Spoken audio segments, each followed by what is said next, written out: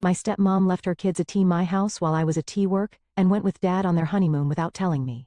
So I called her ex-husband and told him everything. Now dad blames me for his wife lost her kids. I'm Tiffany, 23 years old, and until recently my life was pretty straightforward. I live in the house I inherited from my grandmother, my mom's mom, and it's been my safe haven since my mother passed away from aggressive cancer a few years ago.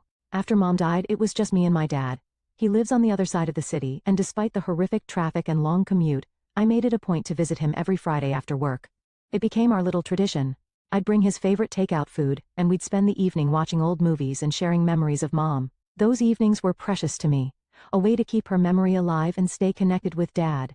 But everything changed during one of those Friday visits. I showed up at dad's place as usual, carrying his favorite Chinese food, expecting our normal quiet evening. Instead, I found him nervously pacing in the living room, and he wasn't alone. "Tiffany, honey, there's someone I want you to meet," he said, gesturing to a pretty woman sitting on the couch. She looked to be around 35, professionally dressed, with perfectly styled hair and a practiced smile. "This is Rachel. She's my fiancée." I nearly dropped the takeout bags. Fiancé? Dad had never even mentioned dating anyone, let alone being serious enough to propose. For a moment, I felt a surge of anger. How could he move on from mom so quickly? But then I caught myself. It had been several years since mom passed and dad deserved to be happy, didn't he? Rachel stood up and extended her hand. "I've heard so much about you, Tiffany," she said warmly. "Your father talks about you all the time." I forced myself to smile and shook her hand. "Nice to meet you," I managed to say, even though my mind was racing with questions. The evening proceeded awkwardly at first, but as we ate and talked, I started to relax a bit. Rachel seemed nice enough, and it was obvious how much Dad adored her. He kept looking at her with those puppy dog eyes, and she'd touch his arm or shoulder occasionally in a way that seemed natural and affectionate. Just as I was starting to feel better about the situation, Rachel dropped another bombshell. So casually you'd think she was commenting on the weather. "Oh, by the way," she said, while helping Dad clear the dinner plates, "my boys will be so excited to meet you. They're 6, 8, such wonderful ages." I nearly choked on my water. Boys? She had children? Something about the way she delivered this information like an afterthought bothered me, but I pushed the feeling aside. After all, this was a lot to process in one evening. "That's great," I said, trying to sound enthusiastic. "I look forward to meeting them." As I drove home that night, my mind was spinning. In the space of one evening, my quiet, predictable life with just me and Dad had transformed into something completely different. Things moved quickly after that first meeting. Before I knew it, Rachel and her sons, Tommy and Jake, had moved into Dad's house. The boys were pretty much what you'd expect from kids their age, running around, making noise, throwing occasional tantrums, but also having their sweet moments. Tommy, the older one, was into video games, while Jake, the younger one, couldn't sit still for more than 5 minutes. 4 months flew by, and suddenly there was a wedding to plan. Rachel threw herself into the preparations with an intensity that was almost scary. She had opinions about everything: the flowers, the venue, the music, even the exact shade of tablecloths. "Tiffany, sweetie," she'd call me, her voice dripping with honey. "Would you mind watching the boys for a couple of hours? I have an emergency meeting with the florist." Or "the cake tasting got rescheduled last minute. Could you please keep an eye on Tommy and Jake?" I didn't mind at first. It was only for a few hours here and there, and the kids were manageable in short doses. Besides, I wanted to show Dad I was trying to make this work. Then came the wedding day. The ceremony started well enough. The boys were cleaned up and on their best behavior, sitting quietly in their little suits. But as the reception dragged on, they got restless. I was sitting at my table, picking up my dinner, when I saw Tommy start flicking peas at his brother with a spoon. "Hey guys," I said firmly, walking over to their table. "That's enough. You're going to hit someone." Jake had already grabbed his own spoon and was retaliating with mashed potatoes.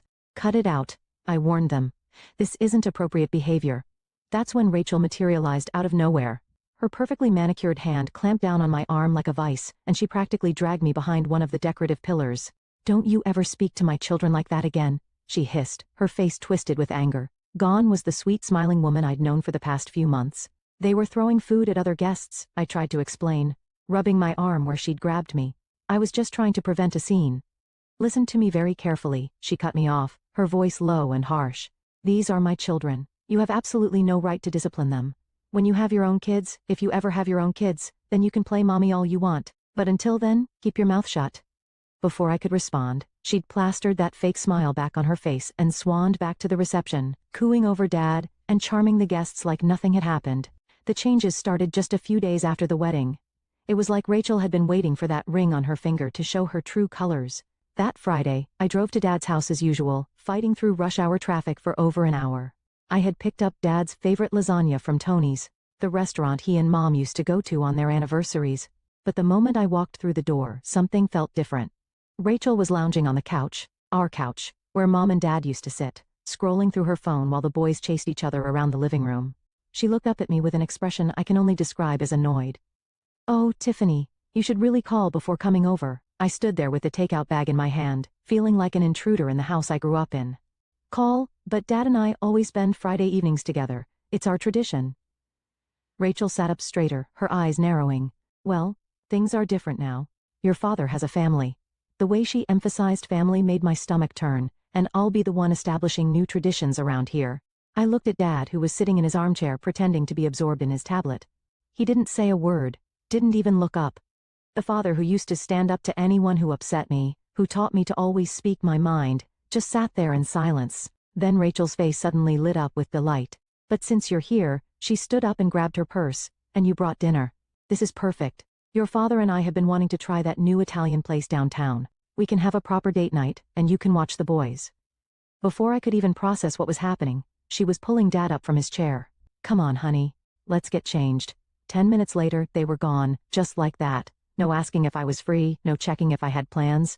The lasagna I'd brought for Dad and me was being devoured by Tommy and Jake, who were arguing over who got the bigger piece.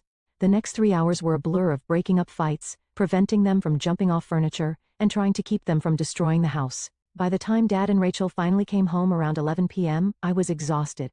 "Oh, we had such a wonderful evening," Rachel gushed, not even looking at the mess the boys had made. "We're absolutely exhausted though. Boys, time for bed." She herded them upstairs without so much as a thank you to me. Then she turned back, stifling and obviously fake yawn. "Well, it's getting quite late, isn't it? You should probably head home, Tiffany. You have quite a drive ahead of you." The following week things got even worse. Rachel, who didn't work and spent her days managing the household, her words started showing up at my house unannounced with the boys in tow. "I have an emergency mani-pedi appointment," she'd say, already backing toward her car. Or, "Your father's taking me to that new French bistro. The boys hate French food. We'll pick them up in a few hours." She didn't ask. She didn't even pretend to ask anymore. She'd just drop them off and leave. Like I was some kind of on-call babysitting service. Sometimes she'd show up right as I got home from work, still in my office clothes, too tired to argue. Finally, after weeks of this nonsense, I snapped. It was a Wednesday evening, and I had just finished a brutal day at work involving 3 client presentations and a system crash that lost me 2 hours of progress. All I wanted was to take a hot shower and collapse on my couch. Instead, I pulled into my driveway to find Rachel's SUV parked there, with her already unloading the boys and their backpacks. "Perfect timing," she chirped, pushing Tommy toward my front door. "I have a spa appointment, and then dinner with your father. They'll need dinner in about an hour." "No," I said firmly, still standing by my car. "I wasn't hired to be your personal babysitter. I'm tired. I've had a long day, and I didn't agree to this." Her face turned an interesting shade of red. "How dare you!" She grabbed both boys by their arms, practically yanking them back toward her car. "Boys, get in the car," she snapped, then turned to glare at me. "You'll regret this attitude, Tiffany." She peeled out of my driveway so fast she left tire marks. I went inside, made myself a cup of tea, and had just started to relax when my phone rang. It was Dad. "What the hell is wrong with you?" he barked before I could even say hello. "How dare you speak to my wife that way? She's in tears." "Dad, wait. No, you wait. You're being cruel and selfish. I won't tolerate you treating my wife like this. She's been nothing but kind to you. Dad, please just listen." But he'd already hung up. I sat there staring at my phone, feeling like I'd been punched in the gut. That was the first time in my life my father had ever spoken to me that way. A week passed with no contact from either of them. Part of me was hurt, but another part was relieved to have some peace and quiet. When Friday rolled around, I treated myself to takeout and a bottle of wine, looking forward to a quiet evening alone. I was getting out of my car when I heard noises coming from inside my house. My heart started racing. Had someone broken in? I was reaching for my phone to call the police when I heard what was definitely children laughing. What the hell? I unlocked my front door with shaking hands and found Tommy and Jake sprawled on my living room floor, surrounded by empty snack packages and juice boxes. The TV was blaring cartoons and there were crumbs everywhere. "What are you doing here?" I demanded. Tommy shrugged, not even looking away from the TV. "Mom dropped us off like 4 hours ago. She used the key to let us in and said we could eat whatever we wanted and watch TV. The key, of course. I'd given Dad a spare key right after I moved in case of emergencies. When is she coming back? I asked, dreading the answer. She's not. Jake piped up cheerfully. She and your dad left for their honeymoon in Hawaii. They'll be gone for 2 weeks. I stood in my living room, staring at the 2 boys who had been left alone in my house for 4 hours. Anything could have happened to them. They could have hurt themselves, started a fire, or God knows what else. The more I thought about it, the angrier I got. My hands were shaking as I pulled out my phone. Before dialing Rachel's number, I opened my recording app and hit start. Something told me I needed to document this conversation. The phone rang and rang and rang. Finally, on what must have been the 10th ring, Rachel picked up. What do you want? She snapped. I could hear waves in the background. We're trying to check into our hotel. What do I want? I fought to keep my voice steady. How about explaining why you broke into my house and abandoned your children here without even asking me? Rachel's laugh was like nails on a chalkboard. Oh, please don't be so dramatic. I used a key so it's hardly breaking in. And it's not like you have anything better to do. Excuse me? Well, let's be honest, Tiffany. You're just sitting at home alone anyway. No boyfriend, no social life, no family of your own. Consider this practice for when you finally manage to find someone willing to start a family with you. Before I could respond, she hung up. I immediately called Dad, my hands now shaking with rage. He picked up on the second ring. What is it, Tiffany? He sounded annoyed like I was interrupting something important. We're trying to start our honeymoon. Dad, Rachel left her kids alone in my house. She broke in while I was at work and stopped making mountains out of molehills. He cut me off. You're always trying to create drama. Can't you just let us enjoy our honeymoon in peace? I'm at work all day, I practically shouted. I can't watch her kids. I have responsibilities, meetings, deadlines. Then hire a babysitter, he said dismissively. It's not that complicated. I took a deep breath trying to stay calm. If it's that simple, why didn't you hire a babysitter before running off to Hawaii? We got a last-minute deal on the tickets. He replied. Like that explained everything. There wasn't time to make arrangements. Look, I have to go. Rachel's waiting. Click. I stood there staring at my phone, barely able to process what had just happened. My father, who had once grounded me for a week because I forgot to call when I was going to be 10 minutes late coming home from school, thought it was perfectly fine to abandon 2 young children in an empty house for hours. That's when I noticed Tommy sprawled on my couch, tapping away at his smartphone. A thought suddenly hit me. Hey Tommy, I called out, trying to keep my voice casual. Do you have your dad's phone number? Your real dad, I mean. Tommy barely looked up from his game. Yeah, we talk to him all the time. Want me to show you? He pulled up his contacts and showed me the screen. I quickly copied the number into my phone, my heart pounding. I stepped into my home office for privacy and dialed. The phone rang twice before a deep voice answered. Hello? Hi? Is this Mr. Anderson? I took a deep breath. You don't know me, but I'm Tiffany, Rachel's new stepdaughter. I'm calling because, well, there's a situation with Tommy and Jake that you should know about. What kind of situation? His voice immediately sharpened with concern. Are they okay? I told him everything. How Rachel had been using me as free childcare. How she'd broken into my house while I was at work. How she and my father had abandoned the boys for 4 hours before jetting off to Hawaii. As I spoke, I could hear his breathing getting heavier. Text me your address, he said firmly. I'll be there in an hour. And Tiffany, thank you for calling me. True to his word, exactly 1 hour later, my doorbell rang. When I opened it, I found a tall man in his early 40s. Behind him stood another man in an expensive-looking suit, carrying a leather briefcase. Dad. Tommy and Jake shouted in unison, running to hug him. He wrapped them both in a bear hug, and I could see the relief on his face. Boys, why don't you go pack up your things? He suggested, ruffling their hair. And clean up any mess you made in Miss Tiffany's house. As the boys scurried around collecting their belongings, he turned to me. This is James Carlton, my attorney, he said, gesturing to the man in the suit. Would you mind if we talked for a few minutes? We sat at my kitchen table while the boys cleaned up the living room. Mr. Anderson, please call me Steve, ran his hands through his hair in frustration. I've been dealing with Rachel's stunts for years, he said quietly, so the boys wouldn't hear. Missing scheduled visits, changing plans last minute, using the kids as pawns. But this, he shook his head. This is beyond anything she's done before. I pay $4,000 a month in child support, and she's using it to fly off to Hawaii while dumping the kids on strangers? Not to mention leaving them alone in an empty house, his lawyer added, pulling out a legal pad. Miss Taylor, would you mind telling me exactly what happened? Start from the beginning. I spent the next hour detailing everything. The wedding.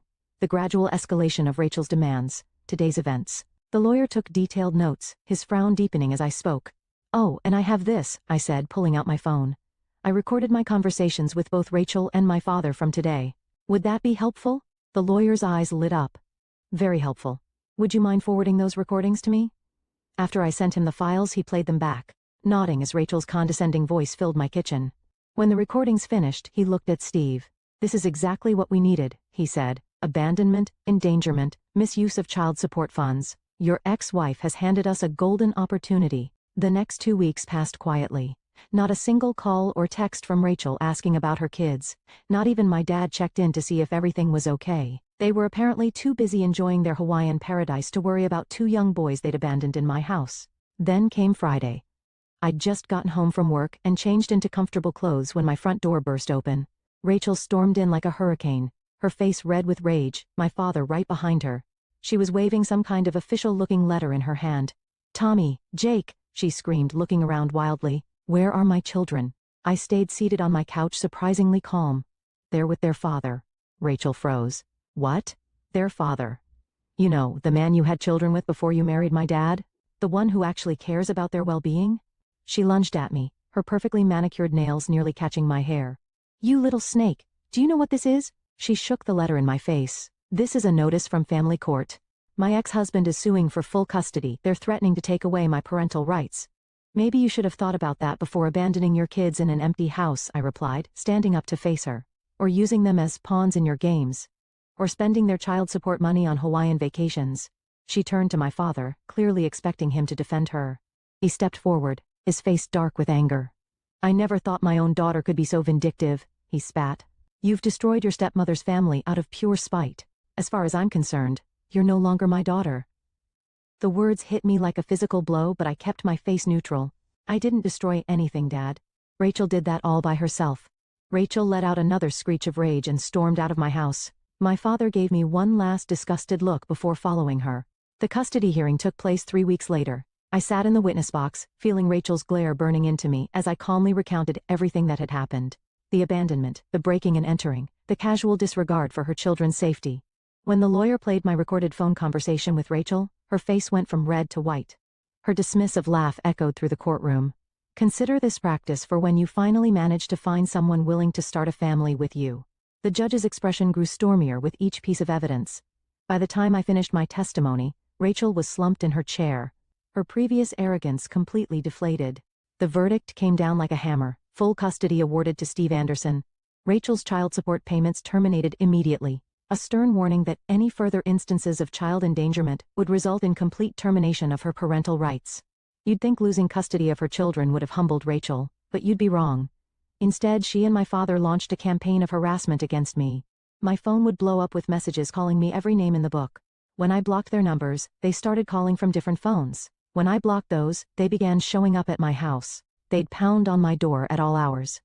Rachel's shrill voice carrying through the neighborhood. "Open this door, you home-wrecking little bitch." I tried to ignore them, but one day, after a particularly rough week at work, I'd had enough. When the banging started, something inside me snapped. I marched to the door and threw it open. "You want to talk? Fine. Let's talk." They stormed into my living room, Rachel immediately launching into a tirade about how I'd ruined her life, how she couldn't afford her spa treatments anymore without the child support money.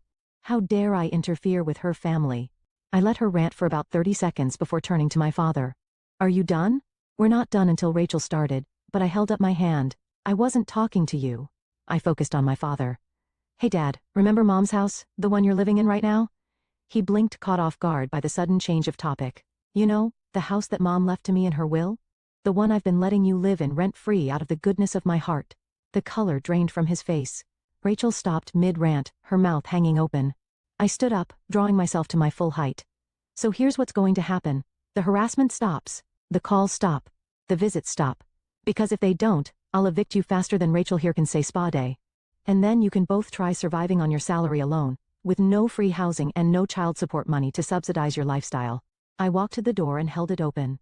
"Mom would be ashamed of how you've acted. Now get out of my house." Rachel grabbed her designer purse and stormed out. My father lingered for a moment, looking lost, then followed her without a word.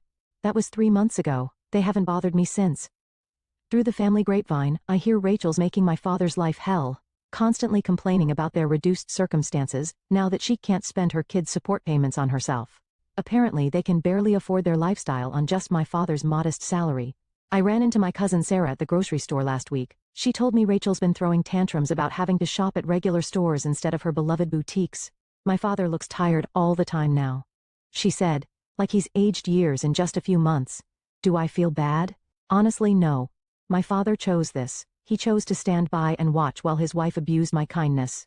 He chose to say nothing when she abandoned her children in my house. He chose to disown me rather than admit she was wrong. I don't regret what I did. Sometimes standing up for what's right means being the bad guy in someone else's story. I'm okay with that. I sleep just fine at night knowing those boys are safe and loved, even if it cost me my relationship with my father. Postscript. I still own my father's house, and no, I haven't evicted him yet. But it's nice to have that card in my back pocket if they ever start up again.